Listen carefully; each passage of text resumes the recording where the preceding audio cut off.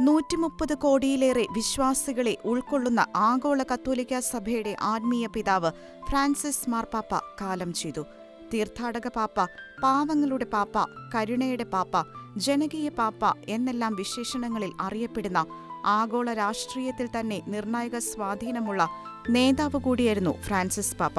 പാവങ്ങളുടെ പക്ഷത്ത് നിലയുറപ്പിച്ച, ലോകത്തിലെ ഏറ്റവും കൂടുതൽ സ്വാധീനമുള്ള മാറ്റങ്ങളുടെ പാപ്പയെന്ന് മാധ്യമങ്ങൾ വിശേഷിപ്പിച്ച പാപ്പ 88-ാം വയസ്സിലാണ് നിത്യതയിലേക്ക് യാത്രയായിരിക്കുന്നത്. ഇരു ശ്വാസകോശങ്ങളെയും ബാധിച്ച ന്യൂമോണിയയെ തുടർന്ന് ചികിത്സയിലായിരിക്കെയായിരുന്നു വിയോഗം. ഇറ്റലിയിൽ നിന്ന് അർജന്റീനയിലെ ബ്യൂണസ് ഐറിസിൽ കുടിയേറിയ റെയിൽവേ ജീവനക്കാരനായ മരിയോ ജോസ് ബെർഗോഗ്ലിയോയുടെയും മരിയ സിവോരയുടെയും മകനായി 1936 ഡിസംബർ 17-നായിരുന്നു ജനനം. ജോർജ് മാരിയോ ബെർഗോഗ്ലിയോ എന്നായിരുന്നു പേര്. 1958 മാർച്ച് 11-ാം തീയതി ജെസ്യൂട്ട് സന്യാസ സഭയിൽ അംഗമായി. 1969 ഡിസംബർ 13-ാം തീയതി ആർച്ച് ബിഷപ്പ് റമോൺ ജോസ് കാസ്റ്റിലാനോയുടെ കരങ്ങളിൽ നിന്നും തിരുപ്പട്ടം സ്വീകരിച്ചു. 1973 ജൂലൈ 31-ാം തീയതി അർജന്റീനയിലെ ജെസ്യൂട്ട് സന്യാസ സമൂഹത്തിന്റെ പ്രൊവിൻഷ്യലായി തിരഞ്ഞെടുക്കപ്പെട്ടു.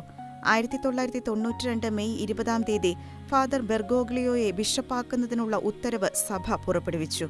മെയ് 27-ാം തീയതി വിശുദ്ധ ജോൺ പോൾ രണ്ടാമൻ മാർപ്പാപ്പ അദ്ദേഹത്തെ ബിഷപ്പായി ഉയർത്തി. അഭിഷിക്തനായ അദ്ദേഹത്തിന് ബ്യൂണസ് ഐറിസിന്റെ സഹായ മെത്രാൻ, ഔക്കാരൂപതയുടെ മെത്രാൻ എന്നീ ചുമതലകൾ ലഭിച്ചു. 2001 ഫെബ്രുവരി 21-ാം തീയതി വിശുദ്ധ ജോൺ പോൾ രണ്ടാമൻ മാർപ്പാപ്പ തന്നെ കർദിനാൾ പദവിയിലേക്ക് ബിഷപ്പ് മാരിയോ ബെർഗോഗ്ലിയോയെ ഉയർത്തി. കർദിനാളായി തന്നെ വാഴിക്കുന്ന ചടങ്ങുകൾക്ക് സാക്ഷ്യം വഹിക്കുവാൻ, വിശ്വാസികൾ റോമിലേക്ക് വരുവാൻ ചെലവഴിക്കുന്ന തുക പാവങ്ങൾക്ക് നൽകുവാൻ ആഹ്വാനം ചെയ്ത അദ്ദേഹം നല്ല ഇടയന്റെ ഉത്തമ മാതൃക തന്റെ അജഗണത്തിന് ഉപദേശിച്ച് നൽകി.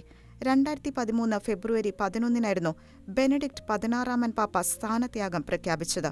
തുടർന്ന് 2013 മാർച്ചിൽ നടന്ന കോൺക്ലേവിൽ സഭാചരിത്രത്തിലെ 266-ാമത്തെ മാർപ്പാപ്പയായി അർജന്റീനക്കാരനായ കർദിനാൾ ജോർജ് മാരിയോ ബെർഗോഗ്ലിയോ തെരഞ്ഞെടുക്കപ്പെട്ടു. 2013 മാർച്ച് 19-ന് മാർപ്പാപ്പയായി സ്ഥാനമേറ്റെടുത്തപ്പോൾ ഫ്രാൻസിസ് എന്ന പേര് സ്വീകരിച്ചു.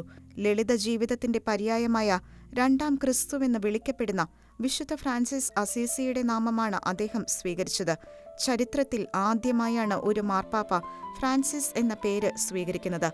ദക്ഷിണാർദ്ധഗോളത്തിൽ നിന്നുള്ള ആദ്യത്തെ പാപ്പ, ലാറ്റിൻ അമേരിക്കയിൽ നിന്നുള്ള ആദ്യ മാർപ്പാപ്പ, ക്രിസ്തീയ സന്യാസി സമൂഹമായ ജെസ്യൂട്ട് സഭയിൽ നിന്നുള്ള ആദ്യ പാപ്പ, 1282 വർഷത്തിനു ശേഷം ആദ്യമായി യൂറോപ്പിന് പുറത്തുനിന്ന് പാപ്പ പദവിയിലെത്തിയ വ്യക്തി എന്നീ നിലകളിലെല്ലാം അദ്ദേഹം ശ്രദ്ധ നേടി.